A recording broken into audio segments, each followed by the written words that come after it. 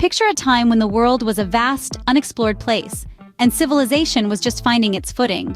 This is where our journey begins, in a region that would one day be known as Italy, on the banks of the Tiber River.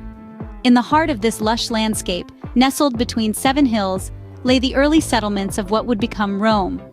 This land, rich in resources, attracted settlers from far and wide. These early inhabitants lived in small, scattered communities, their lives marked by the rhythm of the seasons and the bounty of the earth. Yet, even in these early days, there were whispers of greatness, a sense that this place was destined for more than just simple farming and trade. The story of Rome's origins are wrapped in myth and legend. Central to these tales are the twin brothers, Romulus and Remus. Abandoned at birth and raised by a she-wolf, the brothers grew up to be strong and brave. According to the legend, they decided to establish a city of their own. However, a disagreement over the city's location led Romulus to slay his brother. Romulus then went on to found the city and become its first king. The city was named Rome after him, in the year 753 before the Common Era. But Rome was not built in a day, nor was it built by one man alone. It was the collective effort of many, over generations, that transformed these early settlements into a thriving city-state. The foundations laid during this period, both literal and figurative, set the stage for the monumental growth and expansion that was to come. From these humble beginnings, the seeds of an empire were planted. Over the centuries, Rome would rise from a small city-state on the Italian peninsula to become one of the greatest empires in history, its influence resonating throughout the ages. But that, dear listeners, is a tale for another time. For now, let us revel in the origins of this great city and the dawn of a civilization that would shape the world as we know it. Now imagine a society thriving on the banks of the Tiber River, where power was in the hands of the people. This was the Roman Republic, established around 509 BC. It was a radical concept at the time, a place where citizens had a say in the governance of their city, a stark contrast to the monarchies that ruled the world. At the heart of the Republic was a unique political structure. The Senate, a council of elders, was the backbone of this system. It was a body of lifelong politicians, usually from Rome's wealthiest families, who advised the city's leaders, made laws, and controlled finances. But the Senate was not the only power in the Republic.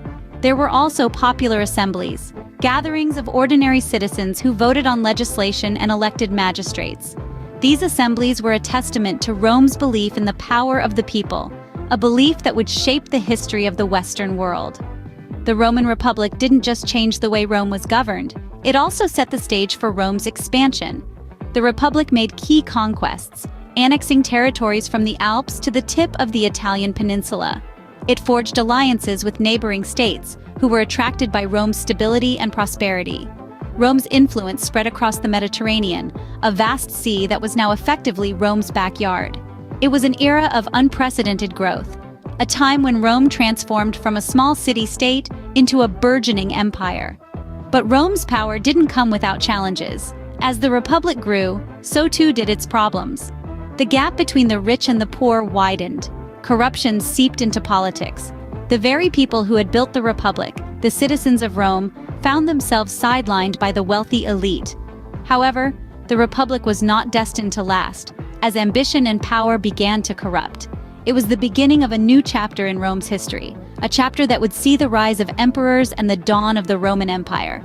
But that's a story for another time. In the ashes of the Republic, a new form of government rose, one that would see Rome reach unprecedented heights. As the Roman Republic crumbled under the strain of civil wars and ambitious leaders, the seeds of an empire were being sown. The pivot point came with a man of ambition and vision, Julius Caesar. He was a military genius, a charismatic leader, and a cunning politician. Caesar's conquests extended Rome's reach, and his reforms at home won him popularity. But his rise to power was not without conflict. He was named Dictator Perpetuo, dictator in perpetuity, a move that unsettled many. The Ides of March in 44 BC marked a turning point. Caesar's assassination was a shock, but it did not halt the shift towards empire. The political vacuum left by Caesar's death was filled by his adopted heir, Octavian, later known as Augustus. Augustus navigated the treacherous political landscape with skill and cunning, ultimately defeating his rivals in the Battle of Actium in 31 BC. 4 years later, he was named the first emperor of Rome, marking the official transition from republic to empire. Under Augustus and his successors, Rome experienced the Pax Romana, a 200-year period of relative peace and stability. It was a golden age for the Roman Empire, a time of prosperity, cultural flourishing, and expansion. The empire's borders stretched from the British Isles in the west to the deserts of the Middle East in the east, from the icy rivers of Germany in the north to the sun-drenched shores of North Africa in the south.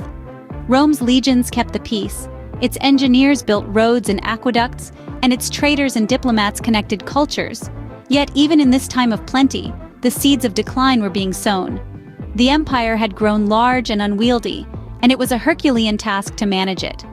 The later emperors faced increasing challenges, from external threats to internal strife. But even the mightiest of empires cannot escape the sands of time. The story of Rome serves as a reminder that nothing, no matter how grand or powerful, is immune to the passage of time and the forces of change. The sun began to set on the Rome, a moment that historians often consider as the end of the ancient world. Eventually, the Western Roman Empire fell in 476 AD, marking the end of ancient Rome, but its legacy lives on. The sun had set on the Roman Empire, but its influence continues to shine brightly in our world today. The Roman Empire may have fallen, but its influence continues to resonate throughout the world. Although the empire's physical presence collapsed over a millennium ago, its legacy is deeply woven into the fabric of our modern society. Take a moment to consider the architectural marvels that the Romans brought to life. The grandeur of the Colosseum, the intricate design of the aqueducts, and the imposing strength of the Roman walls. These structures, many of which stand to this day, aren't just relics of a bygone era.